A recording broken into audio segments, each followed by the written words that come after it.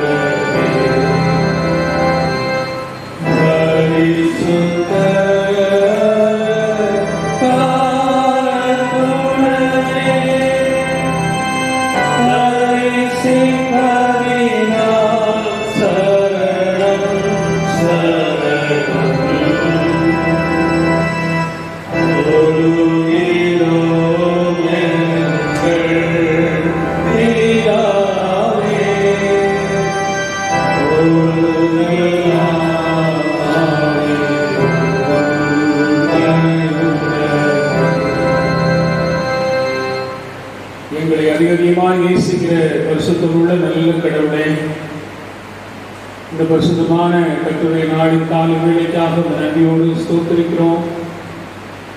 கடந்த வாரம் முழுவதும் எங்களை சாதித்து போஷித்து நேசித்து ஆதரித்து அற்புதமாக நீ வழிநடத்தி வந்திருக்கிறீர். ஆனதும் நன்றியோடு ஸ்தோத்திரிக்கிறோம். உடைய அருள் சமூகத்தில் ஆங்காங்கே எங்களோடு இணைந்திருக்கிற அன்பு பிள்ளைகள் உம்மை முழுமனதோடு முழு உள்ளத்தோடு ஆராதித்து அங்கமிடவும் ஆண்டவர்கள் காலம் அமர்ந்து உடைய அருள் வார்த்தைகளின் மகத்துவத்தை சொந்தமாக்கவும் எங்களுடைய மன்றாட்டு வேண்டுதல்கள் அனைத்தையும் நீ அங்கீகரித்து தேவரீர் எங்களுக்கு நன்மைகளை அருளிச்சு எங்களை ஆசீர்வதிக்கிறோம். இந்த ஆராதனை வாயிலாக எங்களுக்கு ஒத்தாசை செய்ய வேண்டும் என்று சொல்லிக்கிறோம். ஒவ்வொரு பகுதியிலும் உடைய அருள் பிரசனத்தை நாம் நிறைவேற்றுவீராக. ஆண்டவர் ரட்சகருமாகிய இயேசுவின் மூலம் ஜெபம் கேளும் நல்ல பிதாவே, ஆமென். நம்முடைய ஆராதனைக்கு ஆரம்பமாக நாம் அனைவரும் பாமாலை 267வது பாடல், கீதங்களும் கீர்த்தனைகளும் 412வது பாடல், போற்றும் போற்றும் புண்ணிய நாதரை போற்றும் என்கிற பாடலை பாடுவோம். பாமாலை 267, கீதங்களும் கீர்த்தனைகளும் 412.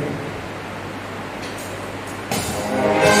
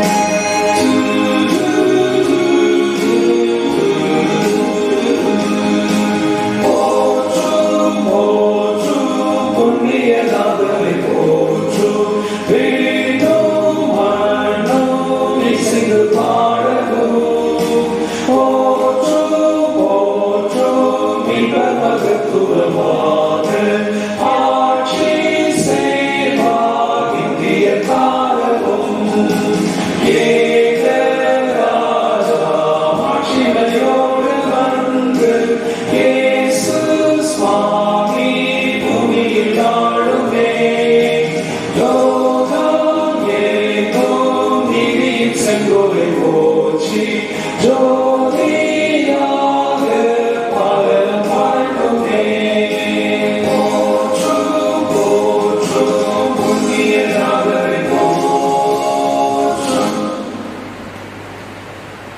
ஜெபம் செய்வோம்.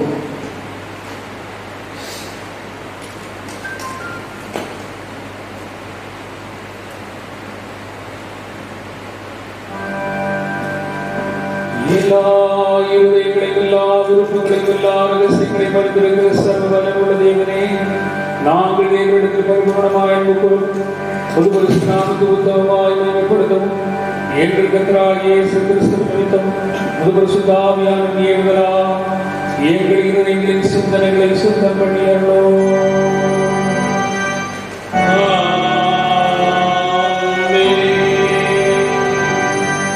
ரட்சகராகிய கிறிஸ்து திருமணம் பற்றி சொல்லிய வார்த்தைகளாக நம்முடைய தேவனாகிய கர்த்தர் ஒருவரே கர்த்தர். உன் தேவனாகிய கர்த்தரிடத்தில் நம்முடைய இதயத்தோடு முழு ஆத்மாவோடு முழு மனதோடு முழு பலத்தோடு அன்பு கூறுவாயாக என்பதே பிரதான கற்பனை. இதற்கொப்பாக இருக்கிற இரண்டாம் கற்பனை என்னவென்றால், உன்னிடத்தில் அன்பு கூறுவது போல பின்னிடத்தில் அன்பு கூறுவாயாக என்பதே. இவைகளிலும் பெரிய கற்பனை வேறொன்றுமில்லை என்றார்.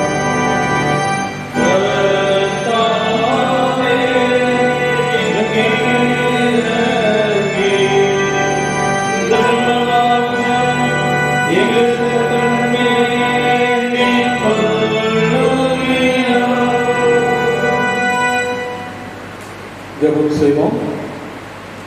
கிறிஸ்து கடத்துக்கு ஏற்ற திருநாள் சொல்கிறது. சர்வ வல்லமையுள்ள தேவனே, ஒரே வீராமை குமாரன் எங்கள் கர்த்தருமாய் இயேசு கிறிஸ்து பரவலத்துக்கு எழுந்தருளி போனதை விசுவாசிக்கிற நாங்கள் இருதயத்தினாலும் மனதினாலும் இடத்திற்கு ஏறி அவருடைய இடைவிடாமல் வாசமாயிருக்கும்படி திரும்ப செய்ய வேண்டும் என்று உம்மோடு பரிசுத்தாவியோடு ஒரே தேவனாக இன்று விஜய் தரசாடுகிறவரை முன்னிட்டு உண்மை வேண்டிக் கொள்கிறோம்.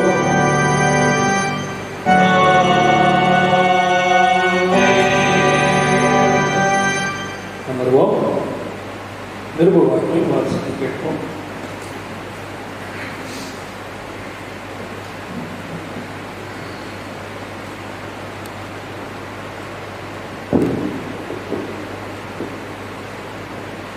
வசிக்கும்படியாக தெரிந்து கொள்ளப்பட்ட நிருபவாக்கியம் 1 பேதுரு 4ஆம் அதிகாரம் 12ஆம் வசனம் முதல் 19ஆம் வசனம் முடிய. 1 பேதுரு 4ஆம் அதிகாரம் 12ஆம் வசனம் முதல்.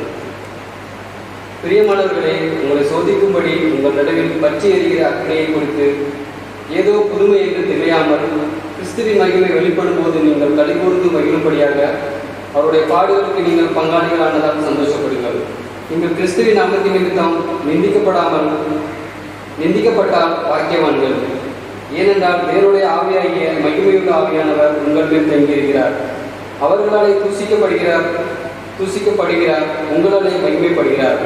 ஆதலால் உங்களில் ஒருவனும் கொலைபாதகனாயாவது, திருடனாயாவது, பொல்லாங்கு செய்தானாயாவது, அந்நிய காரியங்களில் தலையிட்டுக் கொண்டானையாவது பாடுபடுகிறவனாய் இருக்கக்கூடாது. ஒருவன் கிறிஸ்தவனாய் இருப்பதினால் பாடுபட்டால் வெட்கப்படாமல் இருந்து அதிநிமித்தம் தேவனை மகிமைப்படுத்தப்படவன். நியாய தீர்ப்பு தேவனுடைய வீட்டிலே துவங்கும் காலமாய் இருக்கிறது. முந்தி நம்மிடத்திலே அது துவங்கினால் தேவனுடைய சுவிசேஷத்திற்கு கீழ்ப்படியாதவர்களின் முடிவு என்னமாய் இருக்கும். நீதிமானோ ரட்சிக்கப்படுவது அரிதானால் பக்தி இல்லாதவனும் பாவியும் எங்கே நிற்பான். ஆகையால் தேவனுடைய சித்தத்தின்படி பாட அனுப்புகிறவர்கள் நன்மை செய்கிறவர்களாய் தங்கள் ஆத்துமாக்களை உண்மையுள்ள சிருஷ்டிகர்த்தாவாகிய அவருக்கு ஒப்புக் கொடுக்க கடவர்கள். வாசிக்கும்படியாக தெரிந்து கொள்ளப்பட்ட நிர்வாகம் வசித்தார்.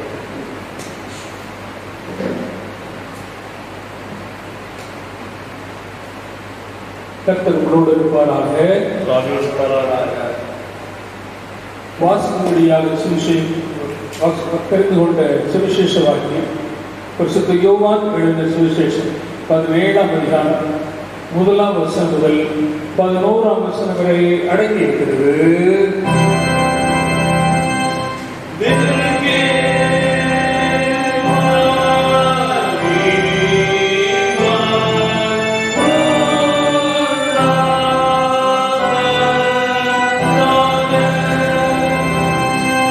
Gospel according to St. John chapter 17 verses 1 to 11. யோவான் 17ஆம் அதிகாரம் 1ஆம் வசனம் முதல் அடங்கிய சுவிசேஷ வாக்கியத்தை கேளுங்கள். இயேசு இவைகளை சொன்ன பின்பு தம்முடைய கண்களை வானத்துக்கு ஏறெடுத்து, பிதாவே, வேளை வந்தது. நீர் உம்முடைய குமாரனுக்கு தந்தவினை யாவருக்கும் அவர் நித்திய ஜீவனை கொடுக்கும் பொருட்டு மாம்சமான யாவர் மேலும் நீர் அவருக்கு அதிகாரம் கொடுத்தபடியே உம்முடைய குமாரன் உம்மை மகிமைப்படுத்தும்படி நீர் உம்முடைய குமாரனை மகிமைப்படுத்தும். ஒன்றானவை தேவனாகிய உம்மையும் நீர் அனுப்பினவராகிய இயேசு கிறிஸ்துவையும் அறிவதே நித்திய ஜீவன். பூமியிலே நான் உம்மை மகிமைப்படுத்தினேன். நான் செய்யும்படி நீர் எனக்கு நியமித்த கிரியையை செய்து முடித்தேன். பிதாவே, உலகம் உண்டாகிறதற்கு முன்னே உம்மிடத்தில் எனக்கு உண்டாயிருந்த மகிமையினாலே இப்பொழுது நீர் என்னை உம்மிடத்திலே மகிமைப்படுத்தும். நீ உலகத்தில் தெரிந்தெடுத்து எனக்கு தந்த மனுஷருக்கு உம்முடைய நாமத்தை வெளிப்படுத்தினேன். அவர்கள் உம்முடையவர்களாக இருந்தார்கள். அவர்களை நீர் எனக்கு தந்தீர். அவர்கள் உம்முடைய வசனத்தை கை கொண்டிருக்கிறார்கள். நீ எனக்கு தந்தவைகளெல்லாம் உம்மாலே உண்டாயிருந்தது இப்பொழுது அறிந்திருக்கிறார்கள். நீர் எனக்கு கொடுத்த வார்த்தைகளை நான் அவர்களுக்கு கொடுத்தேன். அவர்கள் அவைகளை ஏற்றுக்கொண்டு நான் உம்மிடத்திலிருந்து புறப்பட்டு வந்தேன் என்று நிச்சயமாய் அறிந்து நீர் என்னை அனுப்பியே இருந்து விசுவாசித்திருக்கிறார்கள். நான் அவர்களுக்காக வேண்டிக் கொள்கிறேன். உலகத்துக்காக வேண்டிக் கொள்ளாமல் நீர் எனக்கு தந்தவர்களுக்காக வேண்டிக் கொள்கிறேன். அவர்கள் உம்முடையவர்களாக இருக்கிறார்களே. என்னுடையவர்கள் யாவும் உடையவைகள், உம்முடையவைகள் என்னுடையவைகள். அவைகளை நான் மகிமைப்பட்டிருக்கிறேன். நான் இனி உலகத்தில் இருக்கிறேன், இவர்கள் உலகத்தில் இருக்கிறார்கள். நான் உம்மிடத்திற்கு வருகிறேன். பரிசுத்த பிதாவே, நீர் எனக்கு தந்தவர்கள் நம்மை போல ஒன்றாயிருக்கும்படிக்கு நீர் அவர்களை உடைய நாமத்தினாலே காத்துக்கொள்ளும் என்பது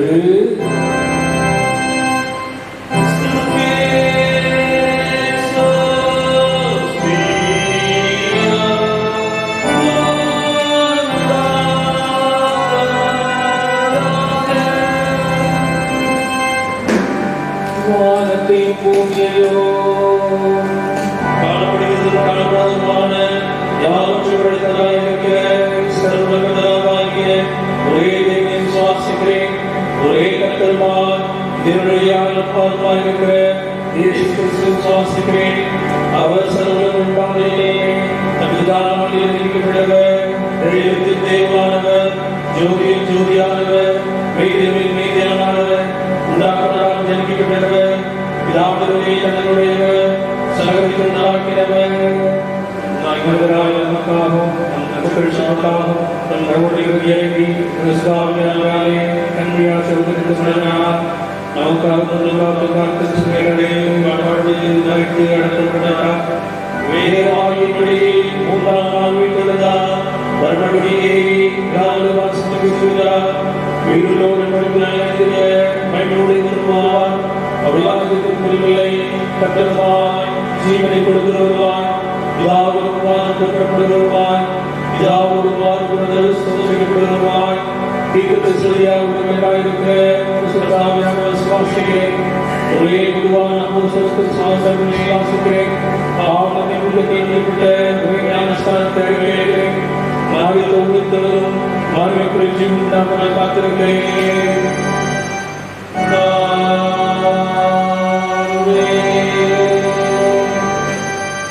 மறுபடியும் நாம் பாமாலை 375 நூற்றாண்டுக்கிறவர்கள் 587 நீரோடையை மான் வாஞ்சித்து என்கிற பாடலை பாடுவோம். பாமாலை 75 கீதங்களுக்கு எத்தனைகள் 587.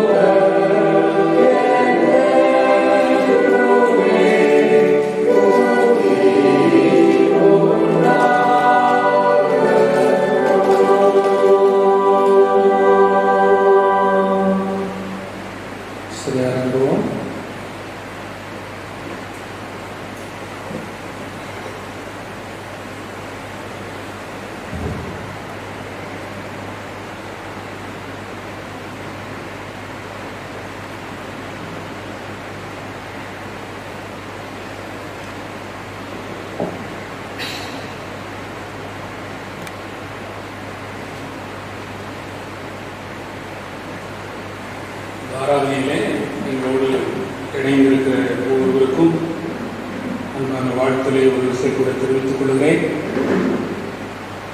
இந்த ஊரடங்கு காலங்களிலே நீங்கள் எல்லா சட்ட ஒழுங்குகளையும் நீங்கள் கீழ்ப்படிந்து கட்டுப்பாட்டோடு நடந்து கொள்கிறீர்கள் என்பதை அறிந்து ஆண்டவருக்கு நன்றி செலுத்துகிறேன். குறிப்பாக இல்லங்களிலே நீங்கள் கூடி ஜெபிப்பதும் அதிகமாக ஆண்டவருடைய சமூகத்திலே நீங்கள் நேரங்களை செலவு செய்வதும் இன்னும் அது மகிழ்ச்சிக்குரிய ஒரு காரியம். அதனாலே இந்த இல்லங்களுக்குள்ளே அடங்கி இருக்கிற இந்த காலங்கள் ஆண்டவராகிய இயேசு கிறிஸ்துவினுடைய அன்பை அதிகமாக அறிந்து விடுவோம். ஜெபத்திலும் விசுவாசம் வளர்ந்து வருவதற்கு ஏதுவாக நீங்கள் பயன்படுத்திக் கொள்வதை நினைத்து நான் கர்த்தரை ஸ்தோத்திரிக்கிறேன்.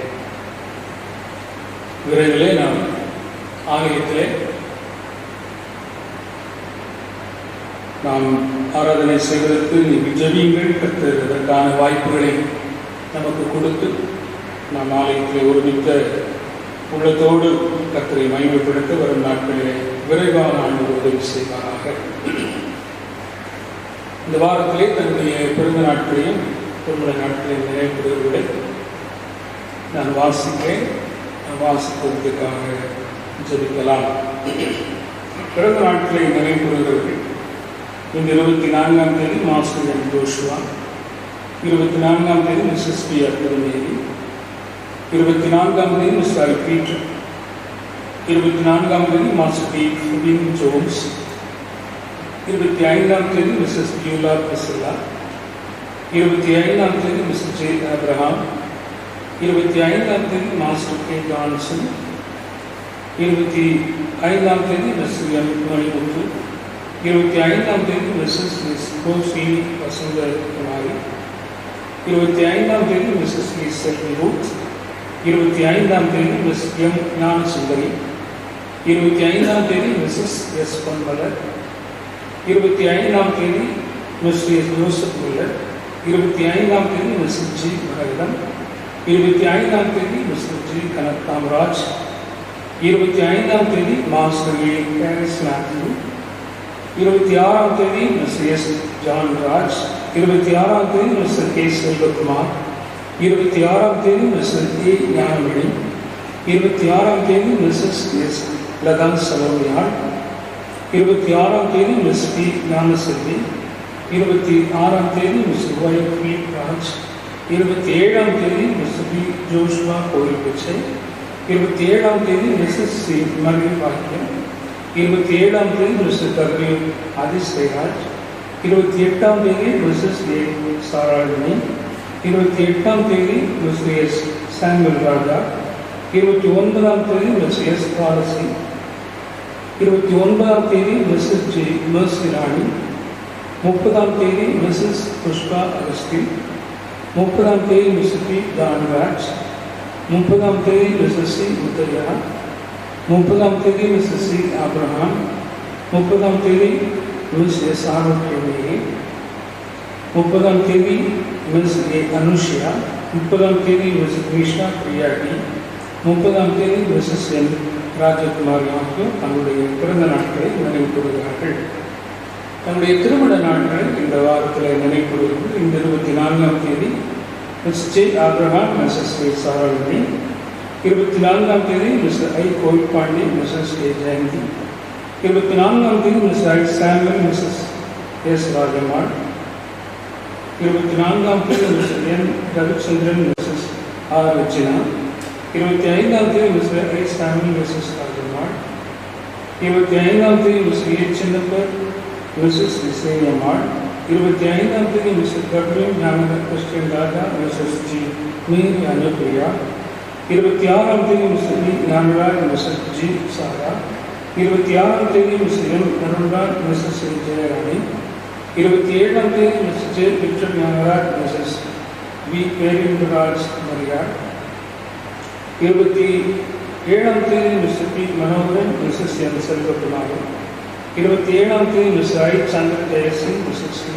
அன்னசெல்வி, 27ஆம் தேதி mister G Srinivasan, Mrs Jayashree Pappa, 28ஆம் தேதி mister D Amalraj, Mrs A Yesumani, 28ஆம் தேதி mister M Rajendre, Mrs R Amithai, 28ஆம் தேதி mister D Robinson, Mrs R Gunasri, 28ஆம் தேதி mister D Kanagaraj, Mrs K Mathuran, 28ஆம் தேதி மிஸ்டர் கோட்டக்காய், மிஸ்ஸஸ் சாரதேவி, 28ஆம் தேதி mister S Kottadurai, missus Saradevi, 28ஆம் தேதி ஐ அகஸ்டின், மிஸ்ஸஸ் அந்தோயம்மாள், 29ஆம் தேதி மிஸ்டர் ஏ அருண்யா பேஸ், மிஸ்ஸஸ் அனிதா அருண், 29ஆம் தேதி mister Joseph Manickam, missus Jency Joseph, 30ஆம் தேதி mister C Samraj, missus S Vasanth ஆகியோர் தங்களுடைய திருமண நாட்களை நினைவு கூறுகிறார்கள். கண்களை மூடி தலை தாழ்த்தி இவர்களுக்காக நாம் ஜெபம் செய்வோம். இறக்கமுள்ள நல்ல ஆண்டவரே, நன்றியோடு ஸ்தோத்திரிக்கிறோம். ஆண்டுடைய பெரிதான கிருபையினாலே கடந்த ஆண்டுகள் எல்லாம் கண்ணியை மூலம் காத்து இந்த மாதத்திலே தன்னுடைய புதிய ஆண்டுகளை பிரவேசிக்கும் தனிப்பட்ட வாழ்க்கை, குடும்ப வாழ்க்கைக்காக நம்முடைய சமூகத்தில் உச்சரிக்கப்பட்ட அந்த பிள்ளைகளை இந்த சமூகத்தில் அர்ப்பணித்து நாங்கள் ஜெபிக்கிறோம்.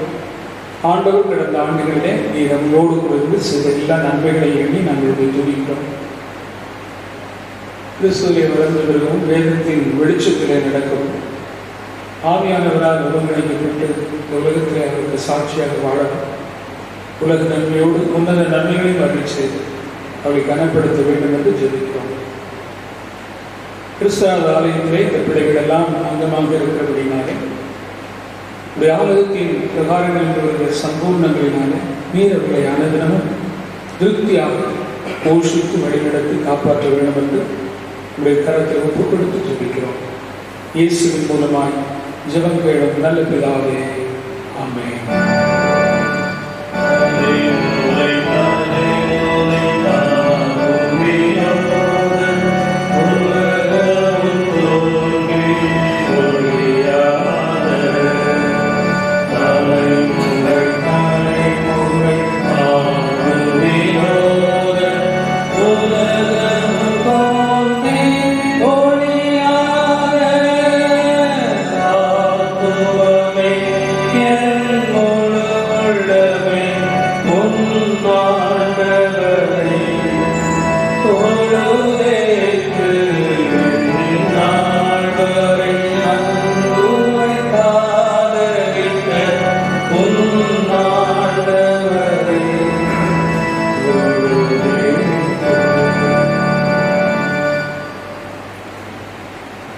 கர்த்தர் வருகிற 20ஆம் தேதி புதன்கிழமை இரவு 8 மணிக்கு நமக்கு ஆராதனை உண்டு.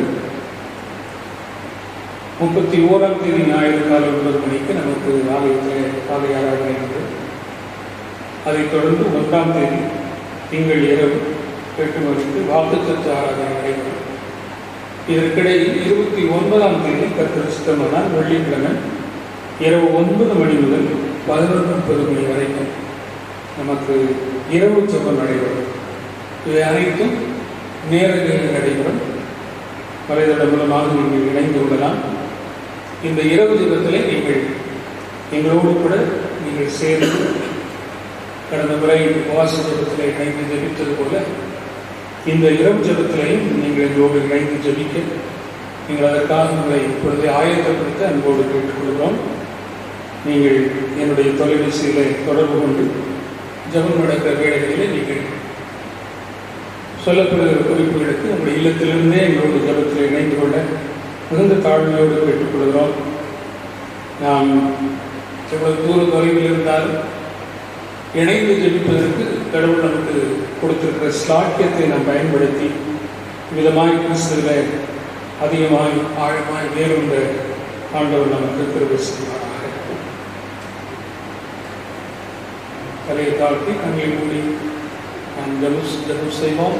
கர்த்தரோடு கூட இடைபட இந்த இருதயத்தை ஒருமுகப்படுத்தி ஆவியானவர் நமக்கு ஒத்தாசை செய்யும்படியாக அவரை நோக்கி நாம் பார்ப்போம்.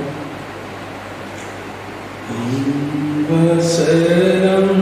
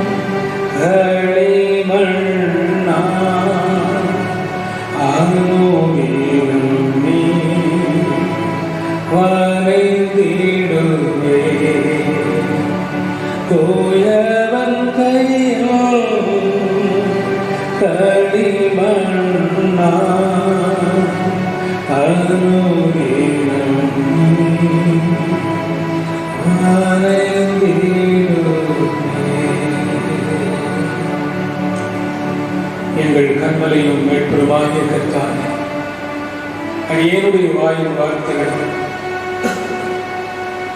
உடைய பிரசன்னத்தில் எங்களோடு இணைந்திருக்கிற ஒவ்வொரு பிள்ளைகளுடைய இருதயத்தின் நினைவுகளும் சிந்தனைகளும் எதிர்பார்ப்புகளும் உம்முடைய பார்வையில் எமக்கு பிரியமுள்ளவர்களாய் இருப்பதாக. ஆமென்.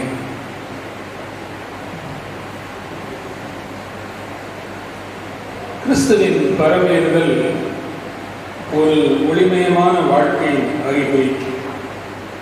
Christ's ascension is a sign of our glorious destiny. கிறிஸ்து பரமேறிய இந்த நாளை நினைவுகூறுகிறார். அதன் வாயிலாக ஆண்டவர் இன்று நமக்கு கற்றுத்தரவுகளை சொந்தமாக்கி இன்னும் அதிகமாய் அவர்களை கிட்டிச் சேர கர்த்தர் நமக்கு உதவி செய்வாராக. 2 திருமுறை பகுதிகளை வாசித்தோம். ஒன்று யோவான் 17ஆம் அதிகாரம் 1 முதல் 11 வசனங்களை வாசித்தோம். 1 பேதுரு 4ஆம் அதிகாரம் 12 19 வசனங்களை வாசித்தோம். ஆனால் செய்திக்கு மையமாக குறிக்கப்படுகிற பகுதி அப்போஸ்தலர் நடவடிக்கைகள் 1ஆம் அதிகாரம். இயேசு உயிர்த்தெழுந்து தம்முடைய சீஷர்களோடு கூட புலாவுகிறார், சம்பாஷிக்கிறார், அவர்களை சிறப்படுத்துகிறார், நலப்படுத்துகிறார். அவருடைய வேலை வரும்போது அவருடைய கண்களுக்கு முன்பாக வானத்திற்கு எடுத்துக் கொள்ளப்பட்டார். அப்பொழுது ஒரு மகிமைக்குள்ளே பிரவேசிக்கும் போது மேகங்களுடைய எடுத்துக் கொள்ளப்படும் போது அங்கே 2 தேவதூதர்கள், கலிலேயராகிய மனுஷரே, நீங்கள் ஏன் வானத்தை அண்ணாந்து பார்க்கிறீர்கள்? உங்களிடத்திலிருந்து வானத்துக்கு எடுத்துக் கொள்ளப்பட்ட இந்த இயேசுவானவர் எப்படி உங்கள் கண்களுக்கு முன்பாக வானத்துக்கு எழுந்தருளி போனாரோ அப்படியே மறுபடியும் வருவார் என்றார். எனக்கு அன்பான கர்த்தருடைய பிள்ளைகளை, உலகத்திலே பாவம் அதிகரித்த போது கடவுள் மனு உருவெடுத்து பூலோகத்திலே வந்தார். அவருடைய பிறப்பை குறித்து முன்னறிவிக்கப்பட்ட ஏசாயா அவரை குறித்து பல அனங்குகளை சொல்லுகிறார். அதை நீங்கள் ஏசாயா 9ஆம் அதிகாரத்திலே வாசிக்க முடியும். இப்படி முன்னறிவிக்கப்பட்ட இயேசு இருளில் இருக்கிற ஜனங்களுக்கு பெரிய வெளிச்சத்தை கொடுப்பதற்காக அவர் பூலோகத்திலே மத்திய எழுதின சுவிசேஷம் 1ஆம் அதிகாரத்தில் அங்கே தேவதூதனால் முன்னறிவிக்கப்பட்டு பரிசுத்த ஆவியினிடத்தில் வரும்போது நீ ஒரு பிள்ளையை பெற்றெடுப்பாய் என்று சொல்லி மரியாளுக்கு தரிசனம் கொடுத்து அந்த வாக்கை உறுதி செய்து அவ்விதமாகவே இயேசு பூலோகத்திற்கு ஒரு மனு எடுத்து வருகிறார். அவரை ஆலயத்திலே பரிசை செய்கிறார்கள். விவரம் அறிந்த காலங்களிலே யோவானிடத்திலே ஞானஸ்நானம் பெறுகிறார். அதன் பிறகு சுதந்திரமாக ஊழியம் செய்ய ஆரம்பிக்கிறார். அவருடைய ஊழியத்தின் பாதையை ஒருபோதும் ஒரு பூலோகத்திலேயே வாழ்ந்து விடுவேன் என்றவர் சொல்லவில்லை.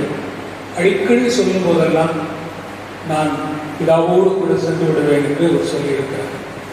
குறிப்பாக இந்த வாசிக்க கேட்ட இந்த 11ஆம் அதிகாரத்தில் இது ஒரு நீண்ட ஜபம், அற்புதமான ஜபம். ஒவ்வொரு வார்த்தைகளும் மிக அற்புதமாக நமக்கு அநேக உண்மைகளை கற்றுக் கொடுக்கிறது. 17ஆம் அதிகாரத்திலிருந்து நாம் 11 வசனங்களை வாசித்தோம். தன்னுடைய பணிகளெல்லாம் நிறைவு செய்வதாகவும் அதனுடைய அறிக்கைகளை தேவனுடைய பாதத்தில் வைப்பதாகவும் அங்கே தாவனிடத்தில் அவர் ஜெபிக்கிறார். இந்த உலகத்தில் அவர் சம்பாதிக்க உங்களையும் என்னையும் அவர் பாதுகாக்க வேண்டும் என்று சொல்லி அவர் கொண்டாடுகிறார்.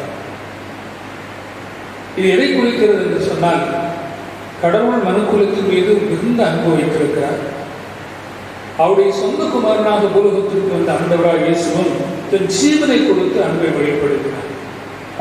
அது மட்டுமல்ல, இவர்களை விட்டு நான் வந்த பிறகு நீர் இவர்களை பாதுகாக்க வேண்டும், நம்மோடு கூட அவர்களை சேர்த்துக் கொள்ள வேண்டும் என்கிற அந்த பரிந்து மன்றாட்டையும் வைக்கிறார்.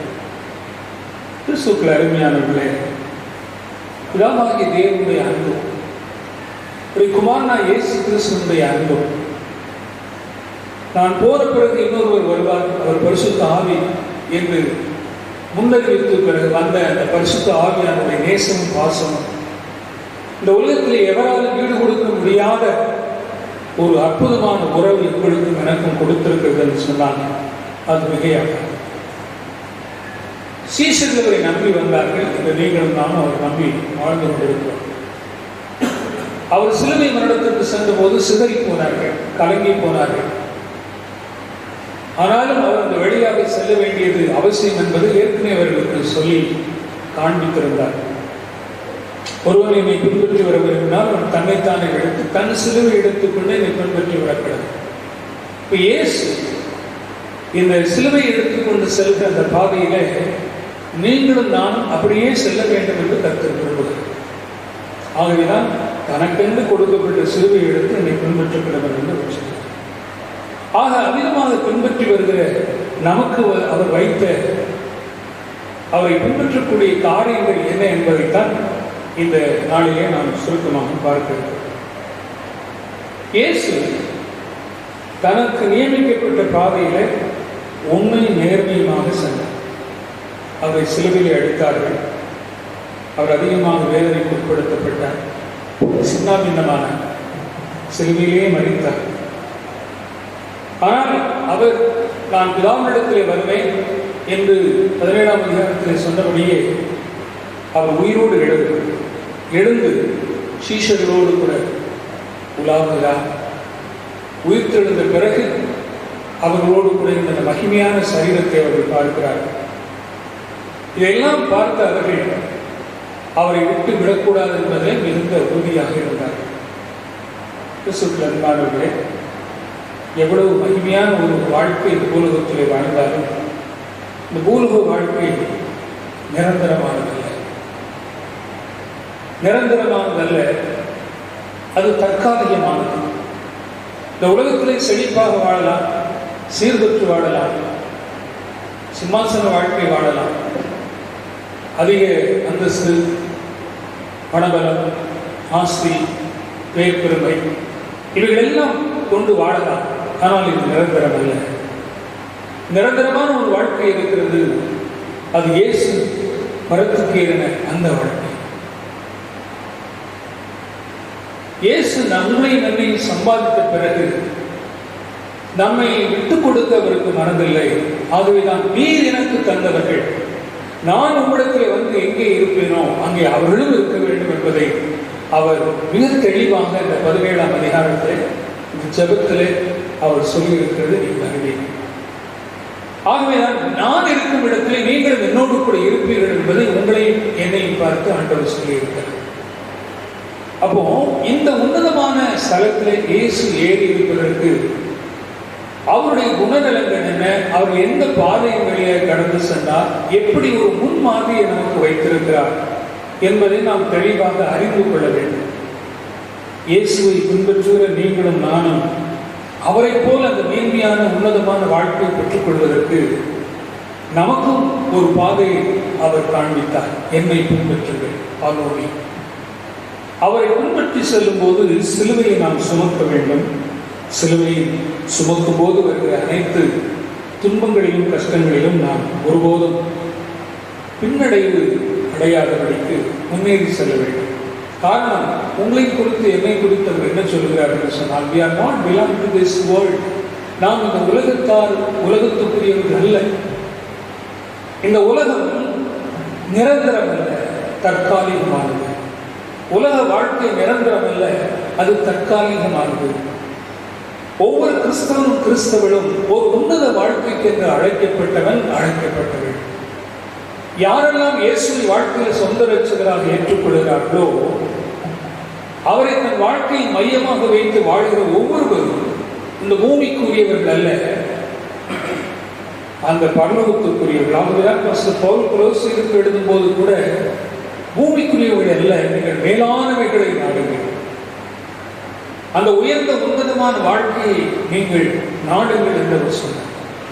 இப்ப இயேசுவும் மரித்து உயிரோடு எழுப்பி தம்முடைய சிஷ்யர்களோடு கூட வாழ்ந்து அவருடைய கண்ணெதிரே அந்த மகிமையான காட்சியை காணும்படியாகவும் அவர் எப்படி வானத்துக்கு எடுத்துக்கொள்ளப்பட்டாரோ அப்படியே மறுபடியும் வருவார் என்பதையும் அவர் கூறியிருக்கிறது இந்த பகுதியிலே நாம் பார்த்தோம். இப்போ இயேசு இந்த உலகத்திற்கு எடுத்துக்கொள்ளப்பட்ட நிமித்தமாக அவருக்கு கிடைத்த நன்மை அல்லது ஆசீர்வாதம் என்ன? இப்ப நாமும் அப்படி உன்னதமான இடத்திற்கு ஏறி போக வேண்டுமே. இப்ப நமக்கும் அங்கு கிடைக்குமா? என்ன கிடைக்கும் என்பதை ஒரு 4 காரியங்கள் சுருக்கமாக நான் சொல்ல விரும்புகிறேன். முதலாவதாக, நீங்கள் லூக்கா எழுதின சுவிசேஷம் 24ஆம் அதிகாரம் 50 to 53 வசனங்களை நீங்கள் வாசிக்க வேண்டும். அதே போல யோவான் 16:16, லூக்கா 24:50 என்ன சொல்றாருன்னா, கொஞ்ச காலம் என்னை காணாதிருப்பீர்கள், நான் வருவதையும் கொஞ்ச காலத்தில் என்னை காண்பீர்கள்.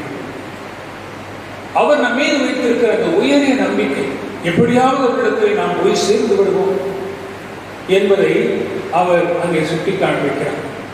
அவர் நம் மீது வைத்திருக்கிற இந்த உயரிய நம்பிக்கைக்கு பாத்திரவாட்டிகளாக நாம் நடக்கிறோமா? இந்த உலகத்தினால் இழுப்புண்டு, சுயத்தினால், சொந்த காரியத்தினால் இழுப்புண்டு இந்த உன்னதமான அந்த ராஜ்யத்தின் மகத்துவத்தை, ஆசீர்வாதத்தை நாம் இழந்து விடுகிறோம். அதை இழந்து விடாமல் அதை சொந்தமாக்கிக் கொள்ளத்தான் இந்த நாளைய கர்த்தர் நமக்கு கிருபை தந்திருக்கிறார்.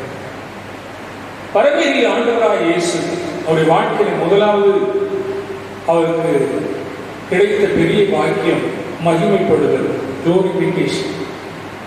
அவர் மகிமைப்பட்டார், மகிமைக்குள்ளே பிரவேசித்தார். ஒரு மேகம் அவரை எடுத்துச் சென்றது.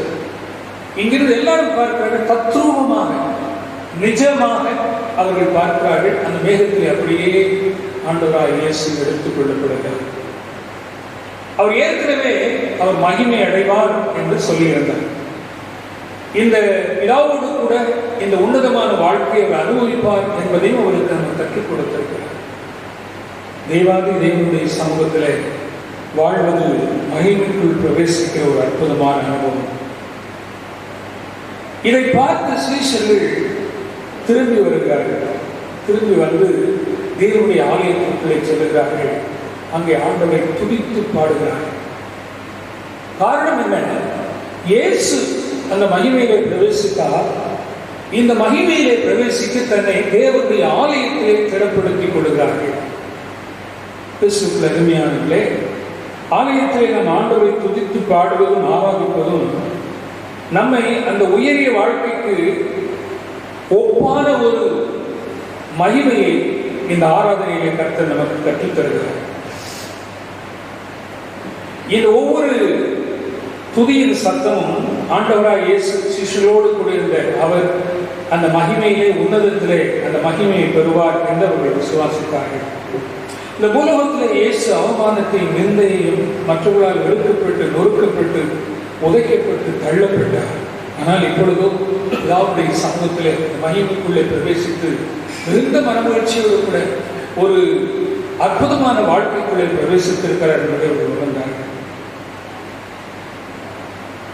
பிதாவானவர் தன்னுடைய சொந்த குமாரன் பூலோகத்தில் பட்ட பாடுகளை அவருடைய சமூகத்திற்கு உற்று பார்க்கும் போது வேதனைப்பட்டிருப்பார். அவர் ஜெபிக்கும் போது, பிதாவே, இந்த பாத்திரம் என்னை விட்டு நீங்கட்டும், உமக்கு சித்தமானாலும் நீங்கள் என்றவர் கெஞ்சும் போது பிதா நிச்சயமாக வேதனை அடைந்திருப்பார். இன்றைக்கு வெற்றியோடு அவர் பரம ராஜ்யத்திற்குள்ளே பிரவேசித்த போது பிதாவாகி தேவன் அவரை கண்டு அகமகிழ்ந்திருப்பார். ஒரு பெரிய சந்தோஷம் அங்கே உண்டாயிருப்பார். அப்படியானால் கிறிஸ்துவுக்கு அருமையானது, இந்த உலகத்தில் இருக்கிற ஒவ்வொருவருக்கும் நிச்சயமாக இந்த மகிமை பிரவேசம் இருக்கிறது. கர்த்தர் இந்த மகிமைக்குள்ளே பிரவேசிக்கும் பாக்கியத்தை நமக்கும் தருவார். இரண்டாவதாக, மகுட மனிதன், கிரீட மனிதன்,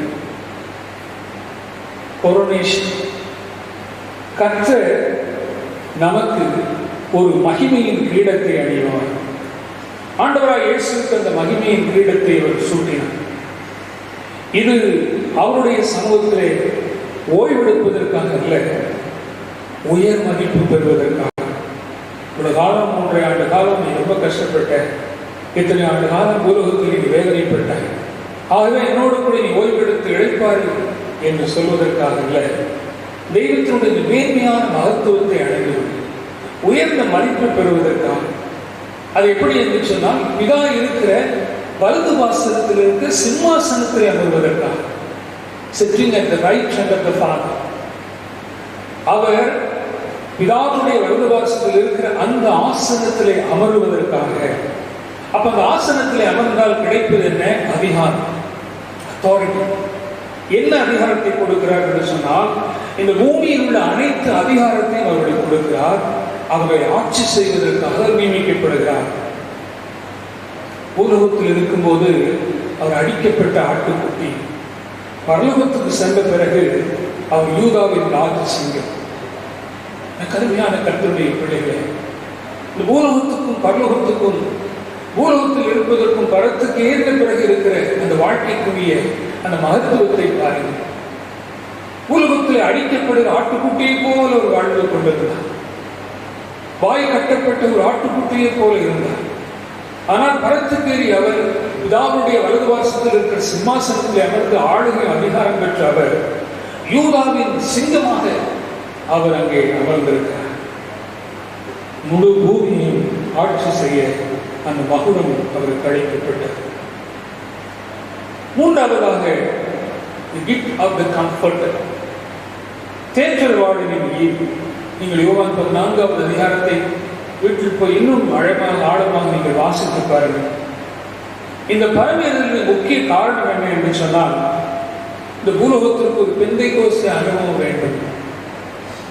பிதாகுமார் பரிசுத்தாவியினுடைய வல்லமை வேண்டும்.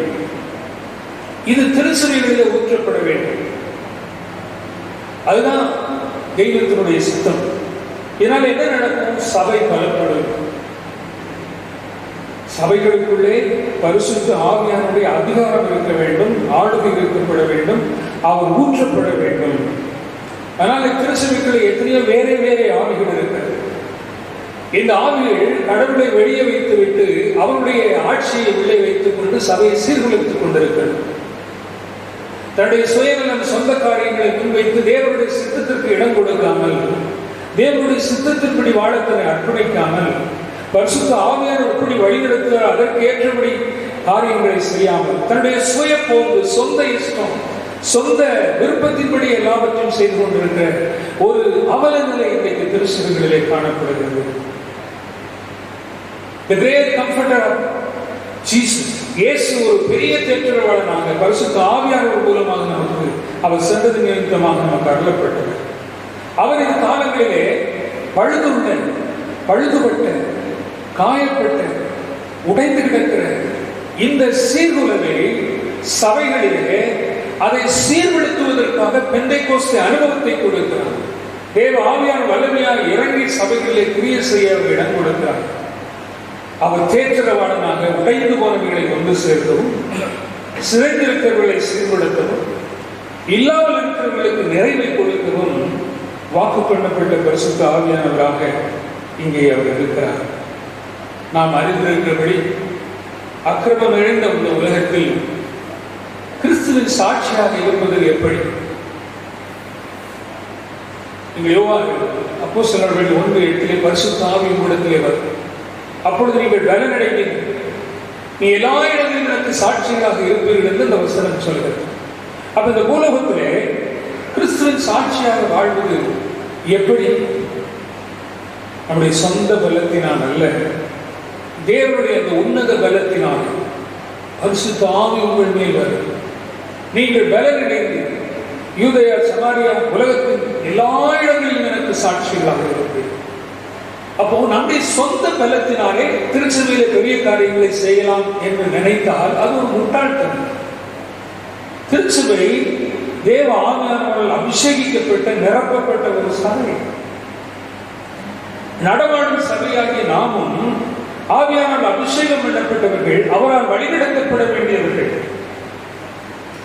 அவருடைய நிறைவும் ஆளுநர் இருக்கும்போது மட்டும்தான் நாம் சாட்சியாக இருக்க முடியும். இல்லைன்னா வேறே ஆவியுடையவர்களாக இருந்து கடவுளை மறுதலிக்கிறவர்களாக மாறிவிடுவோம். என்னை கேட்டுக்கொண்டிருக்கிற திருச்சபையே, உடைய சொந்த பலத்தினாலே எதையும் சாதிக்க முடியாது. தேவனுடைய உன்னதமான பலம் பரிசுத்த ஆவியினால் வருகிற தேற்றரவாளனின் அந்த உன்னதமான நற்குணங்கள் உனக்குள்ளே வரும்போது மட்டும்தான் சபையாக நீ ஆண்டவரை மகிமைப்படுத்த முடியும். சபையுடைய முக்கிய குறிக்கோள் என்ன என்று சொன்னால், கிறிஸ்துவுக்கு அருமையாக காணப்படும் இந்த திருச்சபையானது காணப்படாத அந்த பரலோகத்திற்கு சாட்சியாக இருக்கக்கூடிய ஒரு சபையாக இருக்க வேண்டும். இப்பொழுது நாம் காணப்படுகிற இந்த திருச்சபை அந்த காணப்படாத திருச்சபைக்கு சாட்சியாக, அப்படியானால் பரிசுத்த ஆவியானவரால் 100% வழிநடத்தப்படுகிற தேவனுடைய ஆளுகைக்கு உட்பட்ட ஒரு சபையாக உலகத்திலே அது வெளிப்பட வேண்டும். இதற்கு ஒத்தாசை செய்கிறவர் தான் பரிசுத்த ஆவியானவர். அவருடைய பலத்தை தருகிறார், அவர் நமக்கு வழி நடத்துகிறார், அவர் நம்மை சாட்சியாக நடத்துகிறார். ஆவியானவர் வரும்போது நாம் பலன் அடைவோம். எதற்காக பலன் அடைகிறோம் என்று சொன்னால், அவர் நம்மை வழிநடத்தி செல்கிற பாதைகளிலே நாம் ஜெயமாக இருப்பதற்காகத்தான் அந்த பலத்தை பெற்றுக் கொள்கிறோம். அப்போ ஒரு சபை தேவ ஆவியினால் நிரப்பப்பட்ட, அது ஊற்றப்பட்ட, அது வாக்களிக்கப்பட்ட ஒரு சபையாக இருக்கும் என்று சொன்னால், அந்த சபையிலே மனுஷனுடைய பலம் அல்ல, தேவனுடைய பலம், பரிசுத்த ஆவியினாலே வருகிற பலம். அந்த பலத்தை கொண்டுதான் சபை சாட்சியாக இருக்க முடியும். சொந்த பலத்தினால் ஞானத்தினால் இருக்கவே முடியும். நான் அதை சாதிச்சேன், இதை சாதிச்சேன், இப்படி செஞ்சேன், அப்படி செஞ்சேன், என்னால எல்லாம் ஒருத்தர் ஒன்றும் செய்ய முடியாதுங்கிற இதெல்லாம் வெத்து வெட்டு, இதனால் ஒண்ணுமே செய்ய முடியாது. என் தேவனுடைய ஆவியினுடைய அபிஷேகம் இல்லாமல், அவருடைய வழிநடத்தல் இல்லாமல், அவருடைய நிறைவு இல்லாமல், அவரை நாம் பெற்றுக்கொள்ளாமல், அவருடைய சொந்த பலத்தால் எதையுமே சாதிக்க முடியாது. நன்றாக ஞாபகம் வைத்துக் கொள்ள வேண்டும். ஆகவே பரத்துக்கேறின அந்த ஆண்டவராய் இயேசு, நீங்கள் காத்திருங்கள் என்று சொன்னவர் அப்போஸ்தலர் 2ஆம் அதிகாரத்திலே அவர்கள் காத்திருந்த போது பலமாய் இறங்கி பரிசுத்த ஆவியானவர்களை நிரப்பினார். ஒரு பெரிய அற்புதம். அங்கிருந்து தான் சபைகள் ஆரம்பிக்கிறது. கருமையான கர்த்தருடைய பிள்ளையே, உங்களையும் என்னையும் ஆண்டவர் அபிஷேகித்தால் மட்டும்தான் ஆண்டவருக்காக எதையாவது செய்ய முடியவில்லை என்றால் செய்யவே முடியாது என்பதை நீங்கள் நன்றாக நினைவு கொள்ளுங்கள். 4ஆவதாக அவர் பரத்துக்கு செல்ல வேண்டிய காரணம் என்ன? அவர் பிரதான ஆசாரியராக பணி செய்வதற்காக. The ministry of the high priest. பிரதான ஆசாரியராக, பிரதான ஆசாரியருடைய பணி என்ன? பரிந்து பேசுகிற பணி. எங்கிருந்து அவர் பேசுகிறார்? வலது பார்சத்திலே சிம்மாசனத்திலே அமர்ந்திருக்கிறார். சிம்மாசனத்திலே அமர்ந்து கொண்டு பிதாவிடத்திலே உங்களுக்காக எனக்காக பரிந்து பேசிக்கொண்டே இருக்கிறார். கிறிஸ்துவுக்கு அருமையானவர்களே, நமக்கும் கடவுளுக்கும் இடையே ஒரு இணை பாலமாகத்தான் ஆண்டவராய் இயேசு இருக்கிறார். இந்த பூலோகத்திலே பரிசுத்த ஆவியவை செய்கிறார், பரலோகத்திலே ஏறிப்போன பிரதான ஆசாரியராக இருக்கிற இயேசு செய்கிறார். அப்ப நீங்கள் நான் கடவுளுடைய பார்வையில எவ்வளவு விலையேறப்பட்டவர்கள் பாருங்கள். என்ன பணியை செய்கிறார்? ஆசாரிய பணியை செய்கிறார். பிரதான ஆசாரிய பணி. ஒரு ஆசாரியனுடைய பணி என்ன? என்ன மக்களுக்கு தேவையோ அதை தேவனிடத்தில் எடுத்து செல்வது, ஆண்டவரிடத்தில் மன்றாடுவது. இயேசு அதை செய்து கொண்டே இருந்தார். பூலோகத்திலும் செய்து கொண்டே இருந்தார். எங்கெல்லாம் அவர் போனாலும் சரி, சாயங்காலம் மத்தியானம் எல்லா நேரங்களிலும் ஜெபித்துக் கொண்டே இருந்தார். ஒவ்வொரு காரியத்திலும் பிதாவோடு கூட பேசி அதை செய்தார். பிதாவிடத்திலிருந்து நன்மை பெற்று அவர் காரியங்களை செய்தார். அவர் செய்ய வேண்டிய காரியங்களுக்கு அவரிடத்திலிருந்து பலத்தை பெற்றுக் கொண்டு செய்தார். யோசித்து பாருங்கள். கிறிஸ்துவுக்கு அருமையானவர்களே, உங்களுக்காக எனக்காக மன்றாடி கொண்டிருக்கிற அந்த ஆசாரிய பணியை நிறைவேற்றுவதற்காக அவர் சென்றிருக்கிறார். அவருடைய ஆசாரியத்துவம் பூமியிலே மட்டுமல்ல, அது பரலோகத்திலும் தொடர்ந்து கொண்டிருக்கிறது. இப்போ அவர் பக்கத்தில் இருந்து அவர் மன்றாடி கொண்டிருக்கிறார். அப்படியானால் இப்பவும் உங்களுக்காக எனக்காக அவர் மன்றாடி கொண்டிருக்கிறார். காரணம் என்ன தெரியுமா? நாம் அவருடைய விழாவையும் அவருக்கு சொந்தமானவர்கள். ஆகவே என்னுடைய ஒவ்வொரு காரியத்துக்காக பிதாவிடத்தை சொல்லி சொல்லி பரிந்து பேசிக்கொண்டே கேட்டுக்கொண்டிருக்கிறார். இதை நீங்கள் மறந்துவிடக்கூடாது. அப்படியானால் பரவியர்களுடைய மிக முக்கியமான காரியம் என்ன என்று சொன்னால், to connect us with God. நம்மை பிதாவோடு இணைப்பதற்காக, பிதா வரைக்கும் சென்று நம்மை இணைப்பதற்காக, அதற்காக ஜீவனை கொடுத்தார். தன்னுடைய சரீரத்தை சின்னாபின்னமாக்கி கொடுத்தார். கல்லறைக்குள்ளே அடைக்க வைக்கப்பட்டார். ஆனால் தேவனை உயிரோடு எழுப்பினார். எல்லாரோடும் கூட சம்பாஷித்து எல்லாருடைய கண்களுக்கு முன்பாக அந்த படத்துக்கு ஏறி உங்களுக்காக எனக்காக இன்னும் பரிந்து பேசிக் கொண்டிருக்கிறார். கிறிஸ்துவுக்கு அருமையானவர்களே, நாம் மன்றாடுவதை விட நமக்காக ஒரு ஏடுக்கிற மன்றாட்டு அதிக வல்லமை உள்ளது. அதை நீங்கள் 17வது அதிகாரத்தை, யோவான் 17 அதிகாரத்தை வீட்டில் போய் முழங்கால் நின்று நன்றாக நிதானமாக வாசிக்க வேண்டும். அப்பொழுது எவ்வளவு ஆழமான ஒரு ஜெபத்தை உங்களுக்காக எனக்காக பூலோகத்தில் இருக்கும்போது ஒரு பிதாவிடத்திலே மன்றாடினார் என்பதை நீங்கள் உணர்ந்து கொள்ளலாம். ஒரு மரித்தார், உயிரோடு எழுப்பினார், கருத்துக்கு ஏறினார். இன்றைக்கு அப்படியே சும்மா இருக்கவில்லை, பதிந்து பேசுகிற பணியை இப்பொழுது நிறைவேற்றி கொண்டிருக்கிறார். கிறிஸ்து கருமையானவில்லை, பரலோகத்தில் இருக்கிற அந்த பலிபீடத்திலே, மாபெரும் பலிபீடத்திலே முன்பாக உங்களுக்காக எனக்காக பரிந்து பேசுவதற்காக கருத்துக்கு ஏறின ஆண்டவர் இன்றைக்கு அவரை போல நாம் வாழ்ந்திட வேண்டும். அவரை போல பிதாவிடத்தை நாம் நம்மை ஒப்புக் கொடுக்க வேண்டும். அவருக்காக வைராக்கியமாக வாழ்வதற்கு நம்மை அர்ப்பணிக்க வேண்டும். இதை ஆண்டவர் நம்மிடத்தில் அதிகமாக எதிர்பார்க்கிறார். உண்மையிலேயே பரிசுத்த ஆவியானுடைய உந்துதலையும் வழிநடத்தலையும் நாம் பெறுகிறோமா? அவரால் உண்மையிலே வழிநடத்தப்படுகிறோமா? யோசித்து பாருங்கள், யோசித்து பாருங்கள். நம்முடைய சொந்த பலத்தை வைத்து நாம் காரியங்களை சாதிக்க நினைக்கிறோமா? இல்லை என்றால் ஆண்டவருடைய பலத்தை பெற்று அவருடைய சித்தத்திற்கு நம்முடைய காரியங்களை ஒப்புக் கொடுத்து செய்கிறோமா? மனுஷனுடைய பலம் ஒன்றுக்கும் உதவாது. மனுஷனுடைய அறிவு அழிந்து போகக்கூடியது. ஆனால் அவருடைய ஞானம், அறிவு, புத்தி எல்லாவற்றுக்கும் மேலாக அவைகளினாலே நாம் நிரம்ப நம்ம ஒப்புக் கொடுப்போம். நமக்காக பரிந்து பேசுகிற அந்த ஆண்டவராய் இயேசுவின் நாமத்தினாலே பிதாவிடத்தில் விசுவாசத்தோடு நம்முடைய விண்ணப்பங்களை வைப்போம்.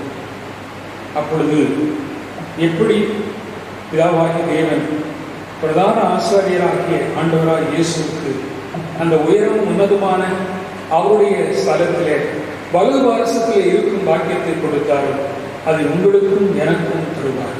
ஆகவேதான் 17வது அதிகாரத்தில் இயேசு ஜெபிக்கும் போது, யான் எந்த இடத்துல இருப்பேனோ அந்த இடத்திலே அவர்களும் இருக்க வேண்டும். சுயநலம் இல்லாத ஒரு பெருந்தன்மையான ஒரு ஜெபம்.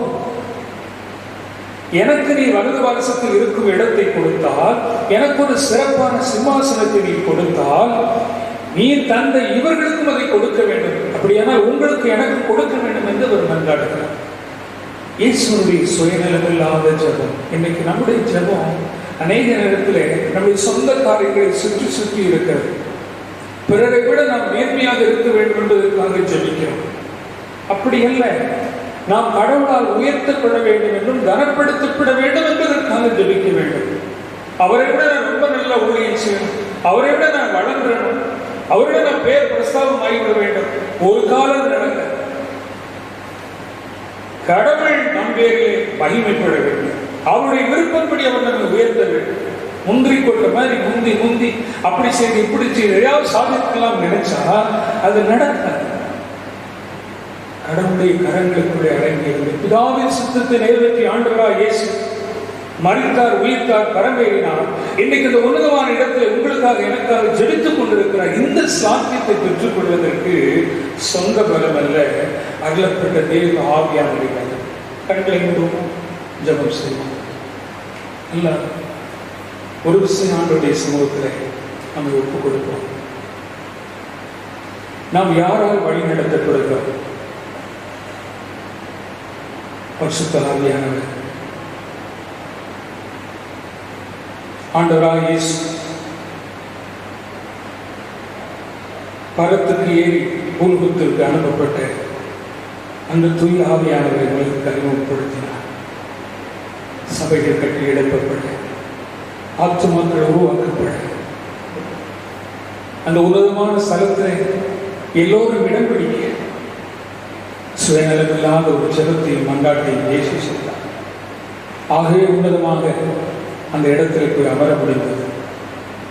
நம்முடைய சுயநலங்கள் பூலோகத்திலேயே பெருமையை பேரையும் பெற வேண்டும் என்று நினைக்கிற நம்முடைய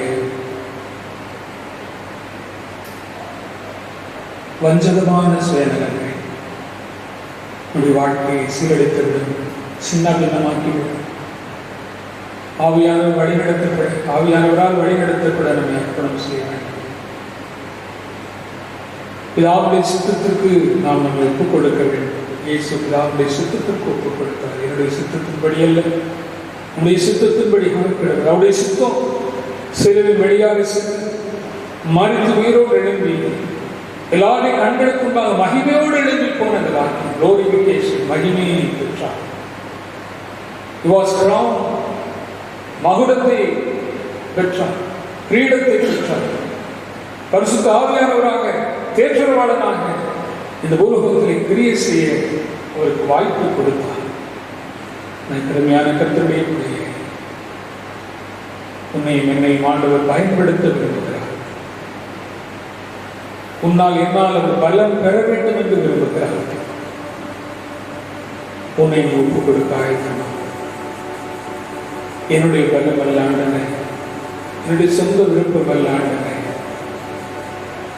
உங்களுடைய சித்தத்தின்படி ஆக்கப்படுவது என்று ஒரு மாதிரி ஜபத்தை எனக்கு காண்பித்த ஆண்டவராக இயேசுவை போல என்னுடைய சொந்த பலத்தினால் அல்ல, உங்களுடைய பலத்தினாலே நீ எப்படி நடத்துகிறீரோ அப்படி நடத்துவதற்கு நான் என்னை ஒப்புக் கொடுக்கிறேன் என்று சொல்வதற்கு நம்மை அர்ப்பணம் செய்வோம். அப்பொழுது பரலோகத்திலே ஆண்டவராக இயேசு ஏறி போன அந்த மகிமையான வாழ்க்கையை நீங்களும் நானும் நிச்சயமாக பெறுவோம். அது நம்முடைய இலக்காக இருப்பதாக, அதுவே தேவனுடைய சித்தம் என்று ஒப்புக் கொடுத்து பூர்ணமாக நம்ம அர்ப்பணம் செய்வோம். அன்பு நிறைந்த ஆண்டவரே, நன்றியோடு உம்மை ஸ்தோத்திரிக்கிறோம். இந்த உலகத்தை உம்மை பின்பற்றி வாழ்வது வெறுமனே வாழ்வதற்காக அல்ல, நீ மகிமை நிறைந்த எதிர்காலத்தை எங்களுக்கு தருவது. இந்த பிதாவோடு கூட சேர்ந்து சிங்காசனத்தில் அவரும் சாக்கியத்தை எங்களுக்கு தருவது. இந்த பூலோகத்தை ஆட்சி செய்கிறவர்களாக எங்களை நியமிக்கும் அந்த பாக்கியத்தை எங்களுக்கு தருவது. ஆண்டவரே, உங்களுடைய கரங்களிலே அந்த சாக்கியத்தை பெற்றுக்கொள்ள அர்ப்பணம் செய்கிறேன். என்னுடைய சொந்த பலத்தை நம்பி நான் ஒரு நல்ல விசுவாசி, எவ்வளவு அனுபவம் இருக்கிறது, நான் என்னெல்லாம் செய்கிறேன் என்று என்னுடைய நான் செய்வதை பெருமையாக பேசி என்னை நானே ஏமாற்றிக் கொள்ளாது. தகப்பனே, உம்மால மட்டும்தான், நீங்க மட்டும்தான் சாமி எங்களை சரியாக நடத்த முடியும் என்கிற அந்த நம்பிக்கைக்குள்ளாக பரிசுத்த ஆவியானவரால் தெளிவாக வழி நடத்தப்படுகளை அர்ப்பணம் செய்கிறோம். எங்களை ஒப்புக் கொடுக்கிறோம். எங்களை அங்கீகரியும் ஆசீர்வதியும். இயேசுவின் மூலம் ஜெபம் கேளும் நல்ல பிதாவே, ஆமென்.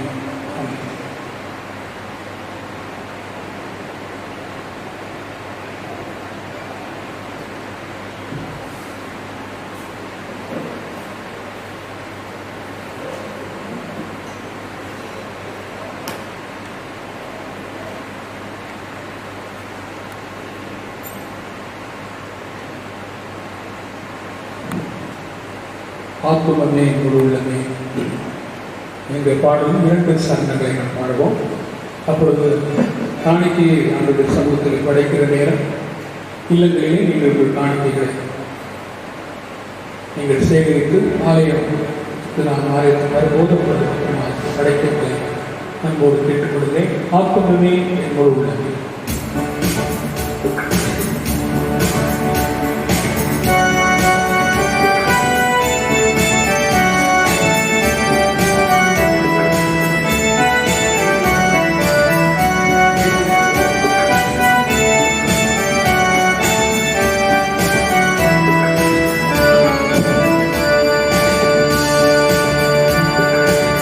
ஆத்துமமே என் முழு உள்ளமே, உன்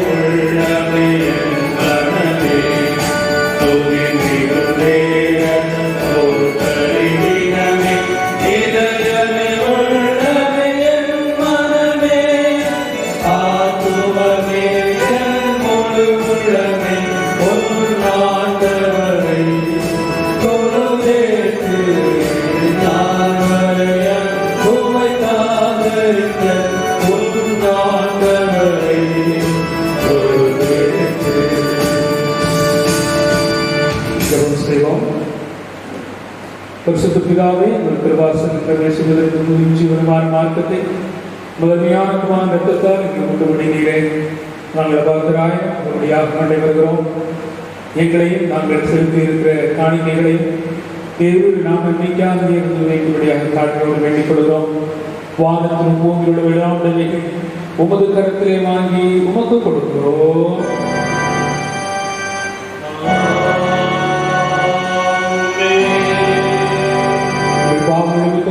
தோடும் வியாபாரத்தில் அன்பும் சிநேகமாயிருக்கும் இதேவுடைய கற்பனை கைக்கொண்டு விதாக்கப்பட்டு பரிசுமாக நடக்கும் தீர்மானித்திருக்கிறீர்கள். விசுவாசத்தோடு சேர்ந்து உங்களுக்கு ஆர்வம் உண்டாக இந்த பரிசு சாத்திரம் வாங்கிக் கொள்ளுங்கள். அதற்காக பணிவாய் படியிட்டு சர்வதேவை நோக்கி உங்கள் பாவங்களை மனத்தாழ்மையாய் அறிக்கையிடுங்கள். அனைவரும் சேர்ந்து இந்த பாவரிக்கை ஜபத்தை ஏறெடுப்போம். சர்வ வல்லமையுள்ள தேவனே,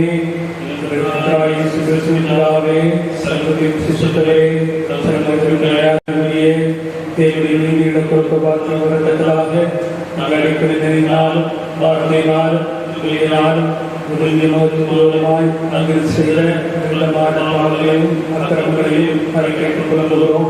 இந்த குற்றங்களை குறித்து ஒருவரோடு நிற்கப்படுகிறோம். அவர்களை நினைத்து வேதனை கொள்கிறோம். சிவக்குமாரான காரணம் எங்களுக்கு இறங்கும், எங்களுக்கு இறங்கும். நாங்கள் செய்த யாவையும் எங்களுக்கு மன்னியும். நாங்கள் உண்டாக்கப்பட்டவர்களால் எப்பொழுது கோயில் செய்து உங்களுக்கு பிரியமாய் இடம்பெறும்படி இயேசு கிறிஸ்துவாய் கேட்டுள்ளோம். புத்தகமர சாபத்தோடு ஞான விசுவாசத்தோடு மருந்து யாவருக்கும் பாவனை பரிசுமந்து வாக்குக்கும் இரக்கமாக வாக்கும் செய்ய பிறகு சர்வனுடைய நமக்கு நம்முடைய பாவங்கள் எல்லாவற்றையும் அறிந்து அவர்கள் நம்மை விடுதலையாக்கி நம்மை உறுதிப்படுத்தி நிறுத்தி நம்மை நித்திய ஜீவகரையில் சேர்ப்பாராக.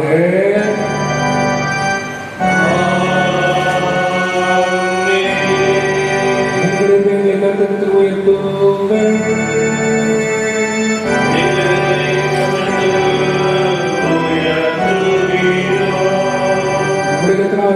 ஸ்தோத்திரம் செலுத்தப்பட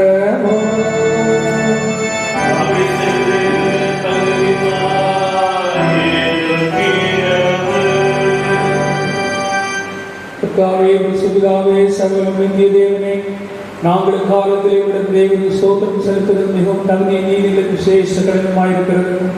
ஆகலாதோடு பரமசமயத்தோடு நாங்கள் உலகிலுள்ள நாமத்தை புகழ்ந்து மேன்மைப்படுத்தி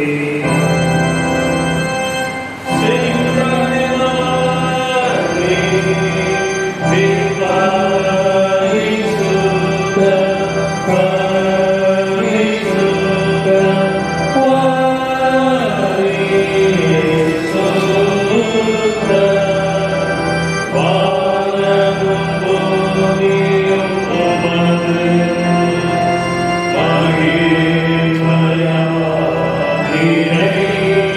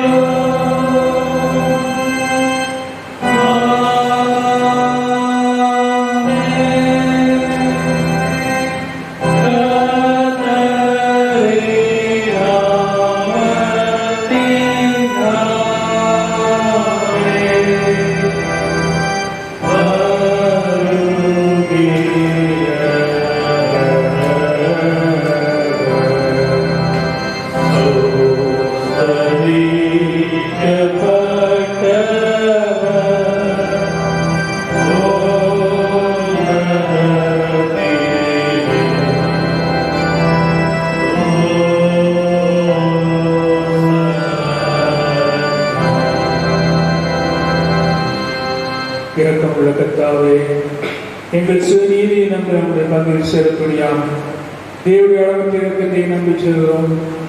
உடைய வேண்டுகோள் துணிக்கைகளை குறிக்கொண்டு நாங்கள் பார்க்கிறேன். ஆனாலும் தேவீக பொழுது இறக்கம் சில லட்சணங்களை மாறாத ஆண்டவராயிருக்கிறீர்கள். ஆகையால் உள்ள கர்த்தாவே, முதன்மையான குமாரனாகிய இயேசு கிறிஸ்து சரீரத்தால் எங்கள் பாவங்களை சரீரம் சுத்தமாகி கடவுளை இரத்தத்தால் ஆத்துமா கழுவப்படுவதற்கும் எப்பொழுது நாங்கள் அவர்களுக்குள்ளும் எங்களுக்குள்ளும் வாசனாய் இருப்பதற்கும் ஏற்ற விதமாய் ஒரு சரீரத்தை புசித்த இரத்தத்தை பானம் எங்களுக்கு கிருபை செய்கிறோம்.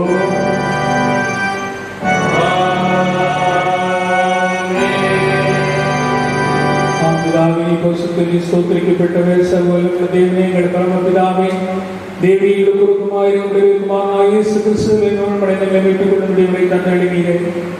அவர் சிலுவையில் ஒரே தரம் தந்தை பலியாக ஒப்புக் கொடுத்து சர்வலோகத்தின் பாவங்களை நிவர்த்தி செய்வதற்கு நேரம் பூரணமான பலியும் காணிக்கும் பரிகாரத்தையும் செலுத்தினதெல்லாம் அருமையான மரணத்தை தனக்கு நினைப்பூட்டி யாவுக்கு நியமித்து தாம் திரும்ப உரமிடவும் நாங்கள் அனுசரித்தும்படி தமது சுவிசேஷத்தை கட்டினாரே. இரக்கமுள்ள பிதாவை ஜெபத்தை கேட்டவர்களே, முதற்குமாரன் சிறுமாய் இயேசு கிறிஸ்துவை நாங்களுடைய பாடலை மனத்தை நினைவுகூர்ந்து முதல் சிறுசுதாரங்களாகி இந்த அப்பத்தையும் திராட்சை பெற்றுக் கொள்வோம். அவருடைய வருஷங்களுடைய சரீரத்தில் ரத்த துன்பங்களை விடாமல் செல்ல வேண்டும் என்று மிகவும் தாழ்மையாக வேண்டிக் கொள்கிறோம். உடைய இல்லங்களிலே நீங்கள் தர்மசாதனத்திற்கு எடுத்திருக்கிற பொருளை பிரதிஷ்டை செய்யும் போது நீங்களும் அதை பிரதிஷ்டை செய்து கொள்ள அன்போடு கேட்டுக்கொள்கிறேன். அவர்தான் காட்டி கொடுக்கப்பட்ட ராத்திரியிலே அப்பத்தை எடுத்து ஸ்தோத்திரம் பண்ணி அதை போட்டு சீஷர்களுக்கு கொடுத்து வாங்கி புசியுங்கள், இது உங்களுக்காக கொடுக்கப்படுகிற என்னுடைய சரீரம்.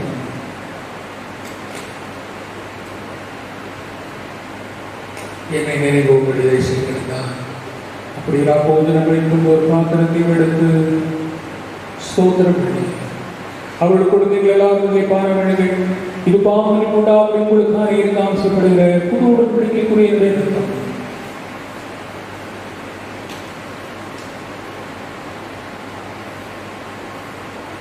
இதை பாடப்படுவதெல்லாம் என்னை நினைவு இதை செய்கிறது திருவிழம்.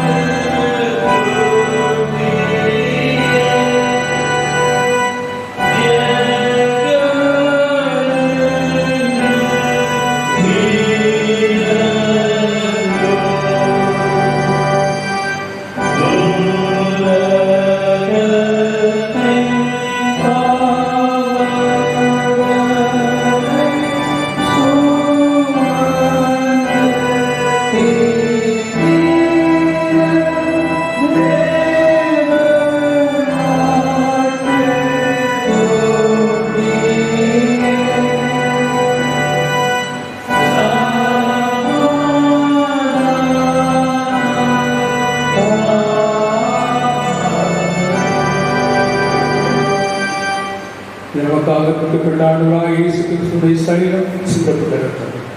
நாம் அனைவரும் திருவிருந்திலே பங்கு பெற்றோம்.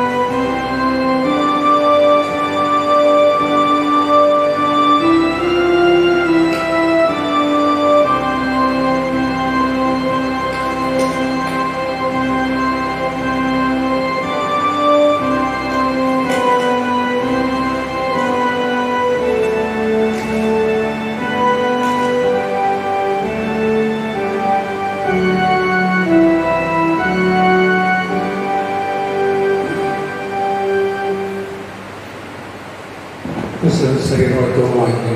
சாக்கிரமத்தை விசுவாசனாலே பெற்றுக்கொண்டவர்களாகி நாம் அவருக்கு ஸ்தோத்திரம் செலுத்துவோம்.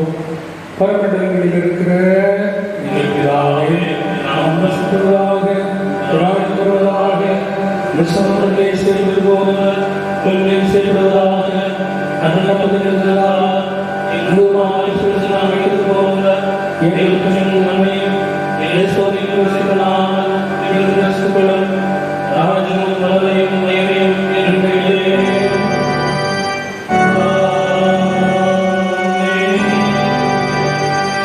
நித்தியஜீவியாயிருக்கிற சர்வவல்லமை தேவனே, இந்த வருஷ ரகசியங்களை வாங்கியிருக்கிற எங்களை தேவனுடைய மாவட்ட சிறப்பாக இயேசு கிறிஸ்துவின் தியாகத்தை ஞானகாரத்தினால் போஷித்திருக்கலாம் துதிக்கிறோம்.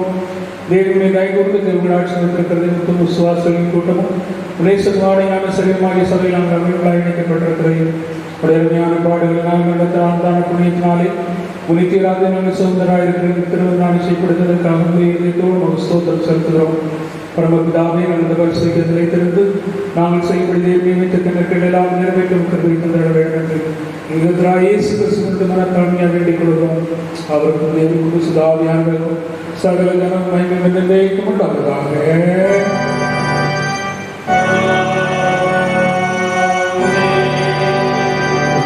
இருக்கிற தேவனுக்கு மகிமையும்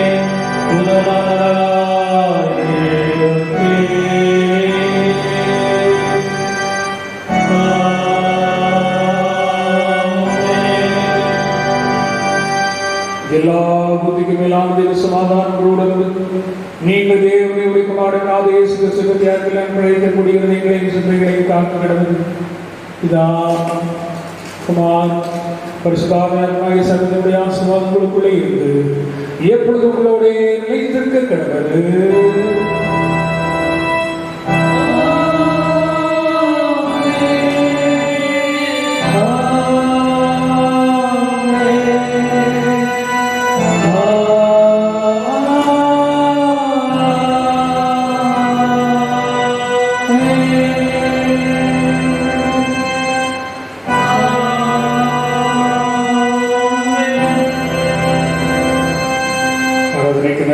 எல்லாருக்கும் உன்னதர் என்ற பாமாலை பாடலை பாடுவோம். 161 பாமாலை 40 இடங்கள் இருக்கிறேன்.